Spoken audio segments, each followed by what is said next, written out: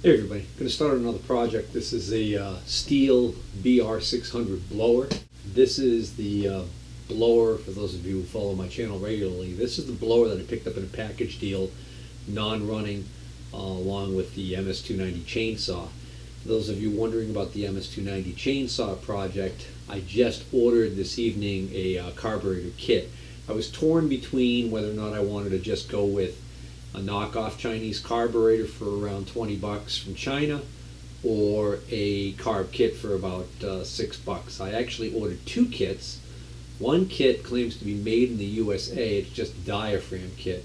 The other kit is a Chinese import kit that has the diaphragm and also has apparently the needle valve and a few other little pieces and a Welch plug. The main thing I wanted out of that other kit was the Welch plug, because if you buy the Walbro Welch plugs, they're kind of overpriced. Speaking of which, genuine carburetors also crazy money. $70 to $150 for genuine Walbro carburetors. So that's why a lot of people say they have perfectly good luck with the Chinese carburetors. So we'll see what ends up happening on that thing. For those of you who didn't see that series, I suggest you check it out. Stihl MS290 Rebuild. That saw was in really bad shape. I tried to bring it back, put a new piston cylinder assembly in there, and couldn't get it to run right. Could either get the carburetor set so that it would idle okay, but then when you pulled the throttle it would bog and stall, or you could set it so that you could get higher RPMs, but then it wouldn't idle correctly. So everything was pointing to fuel delivery carburetor issues. The only thing I found in that carburetor when I took it apart that looked suspect to me was the diaphragm was deformed, and that's one of the things that I read online that is a clear indicator that it needs to be replaced. So I'm hoping that that might be the whole issue with that carburetor. I don't know, but it's already mid-October. It's actually October 24th today, and we've got a lot of leaves have come off the trees, and I'd like to try and use this blower if it doesn't need too much work. So this is a Stihl BR600. At the time when this blower was sold, this particular one, this was the king of the pile. This was the biggest backpack blower that Stihl made, the BR600. Since then, they've actually come out with an even larger model. I've often wanted to buy one of these, but knew this was a pretty expensive blower, somewhere around like $500, I think. Might be a little bit less now. And when they would come up used, they would either be, still $300, $350 used, or they would be beat to hell because they were used by landscapers who just completely put a ton of hours on them. This, I'm hoping, is not in the same boat that chainsaw was in as far as condition, because that chainsaw had a badly scored cylinder and piston. So I've never worked on one of these before. I don't even know how it comes apart, so this ought to be an adventure. And as far as initial assessment goes, the only thing I did was before I bought it, was I checked and pulled it, and could feel some resistance there, so it looks like it's got some compression. Wouldn't be surprised at all if it's got some Stihl fuel. There's a couple of screws missing in this housing here that lead me to believe that it's possible it was a part, although the screws are really kind of down low, and it's also possible that they just vibrated loose over time and nobody ever bothered replacing them. Those screws appear to be in a ring around here. That must be to split this where the impeller is. So I'm not even sure if we need to get in there for our purposes. Let's give the old sniff test of the fuel. Well, that's interesting. That was pressurized. Actually, just look at it and spray myself in the eyes. Got it right in the face. That smells a little stale. Well, let's take this cover right here. Looks like it's gotta be the air filter is probably right underneath here, so I guess the carburetor should be easy to get at. How much wear on these screws might be an indicator of how often this has been taken off and put on. That is interesting. filter setup. That filter looks very new, actually. Huh. Okay, so these first couple screws could be removed with either a Torx or a screwdriver. But these two in here are strictly Torx, and they are actually probably the exact size of the infamous Stihl scrunch. I do have a scrunch with a Torx on it, but it's with one of my chainsaws outside, so just wanted to point out there's a pool of oil. It's not gas, there's a pool of oil down inside this cover, which would indicate to me that, I don't know if this is just a filter that was oiled, or why that would be like that. I've loosened these two screws and nothing's happening. I missed something here, or what's going on? Oh, okay, this is the air filter just comes out like this. Well, that air filter looks brand new.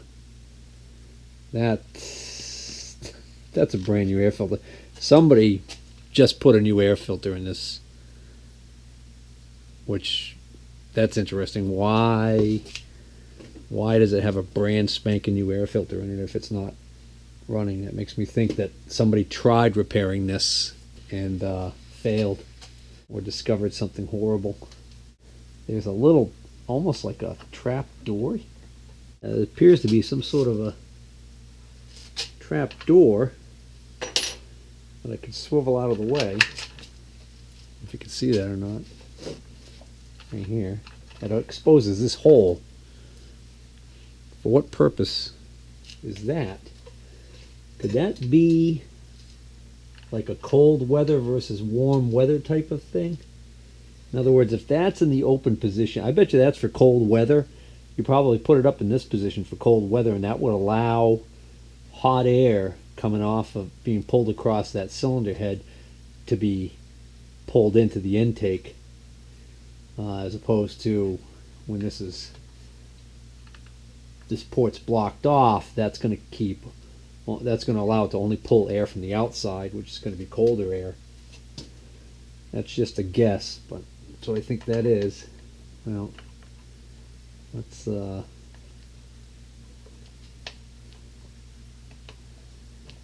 just put that back the way it was, because that doesn't appear to have anything to do with opening this up. Alright, let's take this shroud off. I'll tell you what I want to do. I want to take this whole... Well, let's see. Do I want to take this off? Because if I take this off, that's going to be the whole trigger assembly with it. No, I guess I'll leave that on. I'm thinking it's just a couple of screws here, and this whole plastic shroud probably comes right off.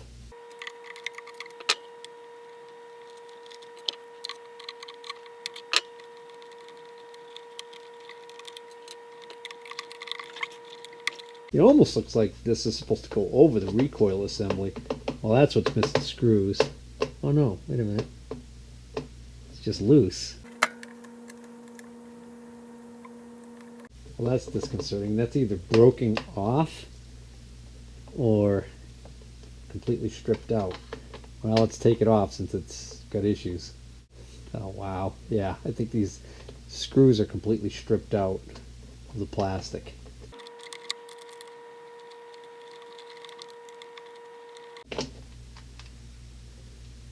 Oh, it gets worse. I thought this just threaded into plastic. It actually threads into the case on the engine, by the looks of it. So if these are stripped, they're stripped out of the aluminum. Well, that's interesting. These screws are different sizes. This is a little brass bushing that just fell out. So there's two inserts in here. So I'm guessing this one must go here. Like that. Huh. I got the top unscrewed, and then it appears the bottom just clicks into these maybe not. Hold on. Missing something here. Oh, I see them. Recessed screws. Something already doesn't look right on this side, the way this was put back together. Alright, I'm going to need a Torx bit with a longer handle on it. It's a T27 Torx bit, in case you're wondering. And I think this was put together, reassembled incorrectly by the last person who worked on it, because there's something screwy about what's going on this side over here. If I lift up on this, these rubber things come off of these cone-shaped pieces on the fuel tank, and that comes right off. See all the garbage inside there. But what I noticed is, see the small hole here on this side, there's a big hogged out hole over here on this side. Makes me think there's supposed to be a bushing in there. I don't know. But that big hole was on the outside of the screw head, so the screw head that I just took out over here wasn't even doing anything.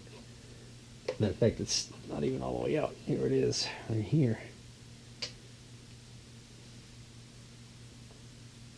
It also holds on the bottom part of this.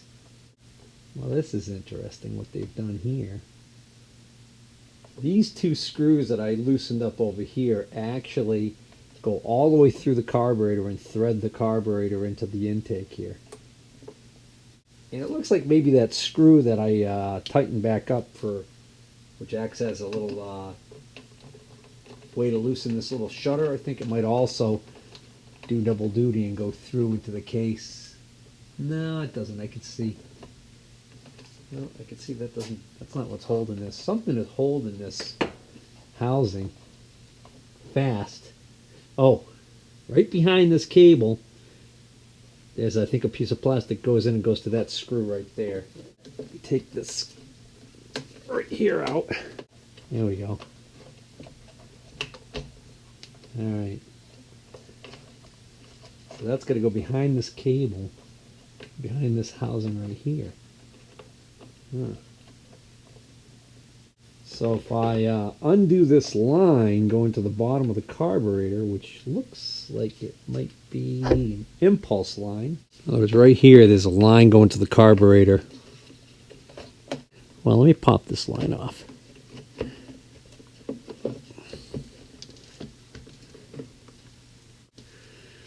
We've got the cable, which either just fell out of its location on the back here, or was not in its proper location. I'm not sure. I guess that might have just fallen out now. But I'm also wondering whether or not, again, this was somebody just slapped this back together after giving up on fixing it. Wow, that I could see a problem right now already. This is interesting. All right, so this is an impulse line. Okay, so this comes from the crankcase, and that's going to give the impulse to the fuel pump, which means these two small lines right here are going to be the vent line and the fuel line, fuel pickup line. What I find very interesting is this line right here is routed in here, okay? This was completely where it is now, out of position. It wasn't in this channel. It was sitting right here. And while it was sitting there and somebody put this back together, I bet you this actually gets crushed right up against here somewhere. But that line is completely restricted. It's crushed. It's flattened right out. So I'm going to take that line off. Try and give you a better look at it. That looks like the fuel, the pickup line. Come around here often? What's your sign, baby? Just giving you an example of some other bad pickup lines. Wow, that's really on there. All right, this just slips out on the carburetor real easy. Just pull up on this and slides right out. Okay, that makes that easy as pie. So now I can turn this like this and get a better look at what we're dealing with. And this carburetor probably now will slide right off. Yep. All right. I'm wondering if that's why this was under pressure when I opened this up.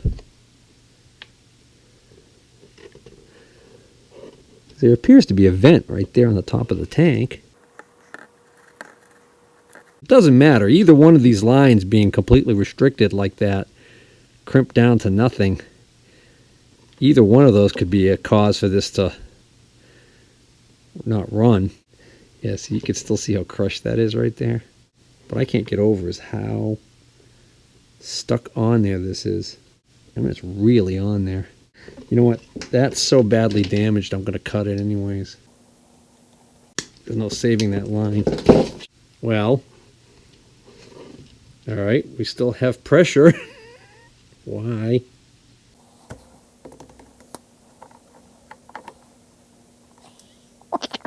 So did you catch that? Shoot. Just squirted gas out all over the place. Well, all right, it's been a couple days since I was just working on this, and I did a little bit of research, and I did find out that there are plenty of sources for these replacement fuel lines online. Turns out these hoses are 2 different diameters according to what I read online. So I guess I can order replacement lines. However, I did a little bit more research about this model in general and the problems that it can be prone to have, and I decided that I want to do a little bit more inspection of the condition of this thing overall before I even start sinking any more money into it, because I don't know the history of this thing. The other thing that's really kind of creeping me out is up here there's some sort of goop that dripped on this thing and has hardened. Almost appears to be some sort of an epoxy. And the odd thing is, there's a whole lot of it all over here. Okay? And it's dripped all the way down here. It's weird. My first thought was, well, maybe this was cracked and they tried to glue it, but if they did a really horrible, sloppy job. So I think I'm going to take this hose assembly off like I had originally thought of doing, just to get a better look at that. So I already had disconnected this from the carburetor linkage, so it looks like this outer sheath just kind of pushes in. It just pops into a slot right there. Okay. That takes care of the throttle cable. Then we get this cable here, runs up to, and it actually sits in a little slot right here. And pop it out of there, and then disconnects from here and here with these 2 connections right here to the ignition coil. So that's to the kill switch. All right. So now I should be able to just, I think, loosen this coupling right here, and this whole hose assembly should come off. So that screw that I noticed was missing is one of the 2 screws you loosen to get this to come off, by the looks of it. So there's actually an O-ring in here to help seal that. By looking down inside here, I can see that there's absolutely no cracks in this whatsoever. So all of this goop right here, look at that. What the hell is this stuff?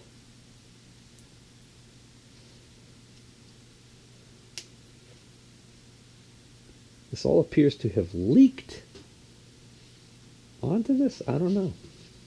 Weird stuff. Alright, so I don't know what this stuff is. It almost looks like tree sap, but it's not. I don't see how it could be tree sap.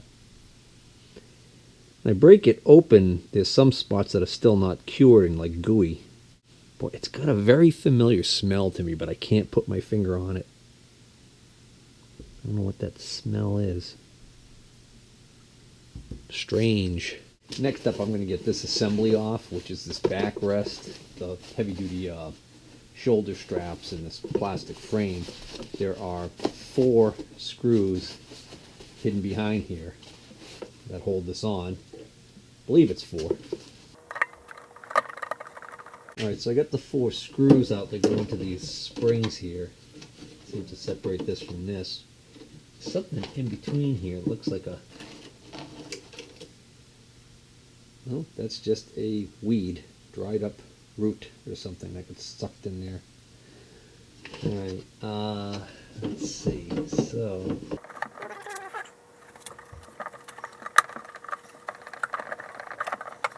It's interesting, the tank almost appears to stay with this? No, that's a different colored plastic. There must be a way to take that tank off. I was probably supposed to do that before I did anything else. Yep. Screws in the bottom here hold the tank on. I just pulled out the 2 screws for the tank, and probably should have done this in the first place, but better late than never.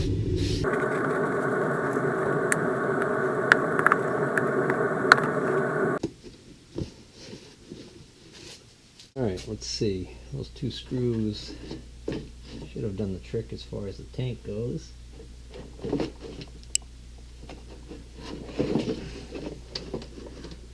For the time being, I'm just going to move the whole... If I disconnect that line going to the primer, I could separate this all, but for the time being, I'm just going to take this all and put it off to the side.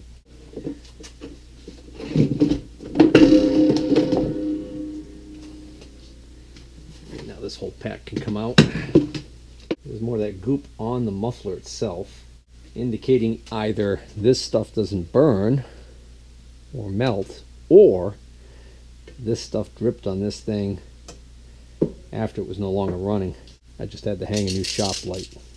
That fluorescent light above was driving me nuts. And I got another LED one to replace it, so let's see. Looks like this. So one of the things I want to inspect is whether or not I can see any signs of leakage, because apparently these models are prone to have leakage issues in the crankcase.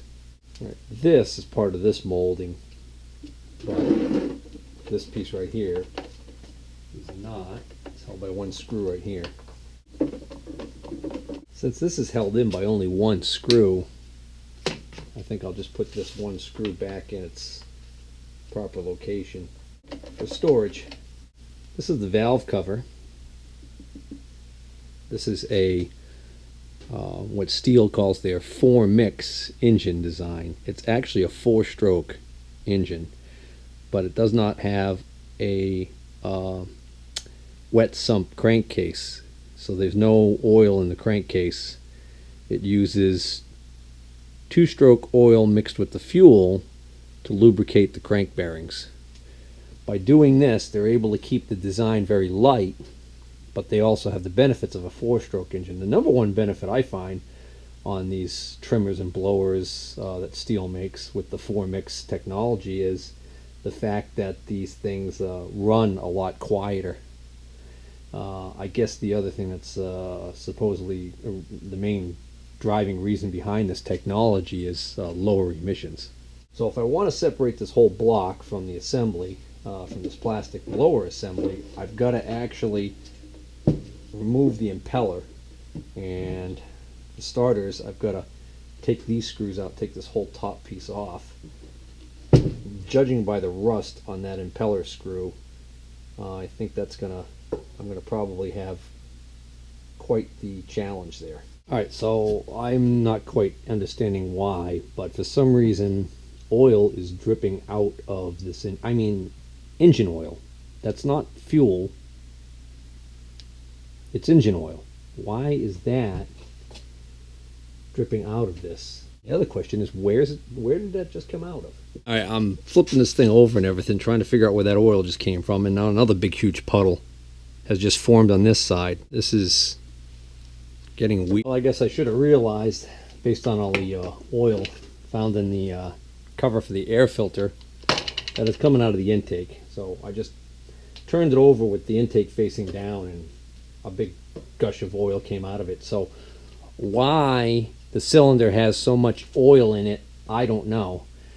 Possible explanations: maybe this was seized up and somebody was putting oil in there to try and break it free. Not likely. Another explanation: maybe somebody put oil in there for long-term storage, just to try and protect the cylinder. Maybe, I don't know. Also, another possibility could be that they did a compression test on this thing and that the compression was low, and they decided to put oil in there to see if it would raise compression. Because if they put oil in there and it raises compression, they would know it's the piston and rings that are leaking as opposed to the valves. That's the only other thing I could think of at this point. When I turn this over and it gets to the compression stroke, it was making kind of a gurgling sound, and I think that was all that oil in there. It seems to have stopped. I took these two screws out right here. That allows me to slide this up, and that allows me to take this screen out and inspect it. These screens can become clogged with soot, especially if it's running a little rich, and cause some real power problems. This one is quite clean, which would indicate to me that it's either recently been cleaned or that it hasn't been running too rich. Being of the 4-stroke design, unlike a chainsaw, I'm not able to just simply remove the muffler or the intake and look directly into the cylinder to see the condition of the cylinder. The only thing I could maybe get even kind of a close, tiny look at it would be if I pulled the spark plug. Unfortunately, I got a feeling that I'm not going to be able to see much in there. I'm kind of at a crossroads here. I can either go the next step and really try and look for leaks in this crankcase, which really, to do that properly, I need to take this assembly out of here, clean it up. My concern is that rusted nut that holds the impeller on to the crankshaft. It's really a bear. I haven't tried taking it off, but I just looking at it makes me think, oh, that's not gonna come off without a fight and possibly end up damaging the impeller. It's such short money for a new set of fuel lines that now I'm leaning towards maybe just stopping here, getting the fuel lines, throwing the fuel lines in it, and seeing if this thing runs and how it runs at all. If it runs at all and how well it runs, and maybe just leaving it alone. Yeah.